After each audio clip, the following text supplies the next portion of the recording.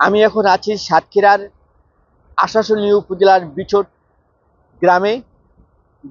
বিচটের যে ভেড়িবাঁধটি ভেঙে গিয়েছিল তা 3 দিনেও মেরামত করা হয়নি। বর্তমানে এখন ভাটায় পানি নামছে প্লাবিত অঞ্চলের বাড়ি থেকেও। তারা এই পানি নামাটাকে ভালো চোখে দেখছে না। এই পানি নামার সাথে সাথে অনেক মাটির ঘরের দেয়াল ভেঙে পড়ছে, অনেকেই আতঙ্কগ্রস্ত হয়ে রয়েছে। আবারও জোয়ার আসবে, জোয়ারের পানিতে ভরে ভরে যাবে প্লাবিত অঞ্চল।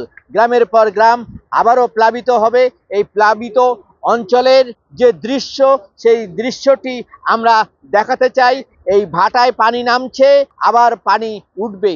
এটি হচ্ছে গ্রামবাসীর অভিযোগ যে তাদের এই ক্ষয়ক্ষতির মধ্যে তারা এত ক্ষতিগ্রস্ত হচ্ছে। তাদের লক্ষ লক্ষ টাকার মাছের ঘের ভেসে গেছে, তাদের ফসলের জমি ডুবে আছে। মমতাজ আহমেদ বাপি, সময় সংবাদ, সাতক্ষীরা।